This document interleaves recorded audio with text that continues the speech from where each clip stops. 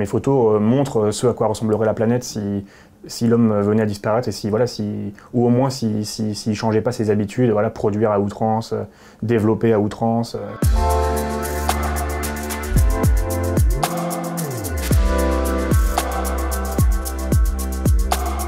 Moi, ce que j'aime dans ces lieux, en fait, c'est montrer l'impact du passage du temps, en fait. Moi, je trouve ça magnifique de voir vraiment, voilà, des murs qui s'effritent, des fenêtres cassées, du fer rouillé. Et justement, la nature aussi qui revient, bah, ça c'est vraiment le symbole le plus fort du temps qui est passé. À terme, il n'y a plus de traces de l'homme. Et là, effectivement, par contre, bah, qu'est-ce qui reste? Bah, il reste la nature, il reste ce qu'il y avait avant l'homme, en fait. Quand l'homme part, la nature elle revient, et elle revient, parfois c'est vitesse grand V. Hein.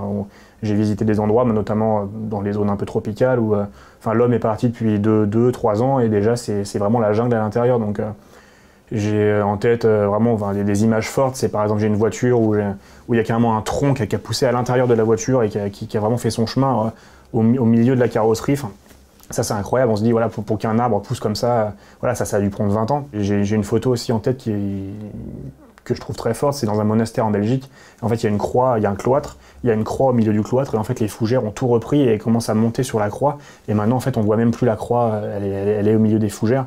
Et ça, c'est pareil, tu te dis, voilà, l'homme, tout l'aspect des religions, tout, c'est une facette importante de l'histoire de l'humanité.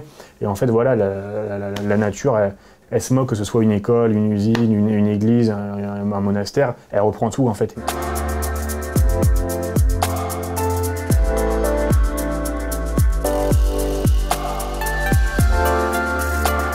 Si l'homme développe sans cesse, sans prendre le temps de redévelopper ou de recycler ce qu'il a déjà construit, voilà, on va se diriger vers un monde de friches, en fait, où voilà, il y aura quelques zones modernes au goût du jour, et tout le reste abandonné parce que voilà, obsolète, et on ne prend pas le temps de s'en occuper, on préfère développer, c'est plus simple, ça coûte moins cher. Si l'homme continue dans ce sens-là, bah, on va avoir vraiment les deux mondes. Le monde abandonné duquel je parlais tout à l'heure, bah, il va prendre une part beaucoup plus importante au monde actuel, et on aura un monde actuel ultra moderne. Et pour moi, c'est bien, ça me donnera de la matière à photographier. Mais bon, après, je suis pas sûr que pour tout le monde, ce soit l'idéal.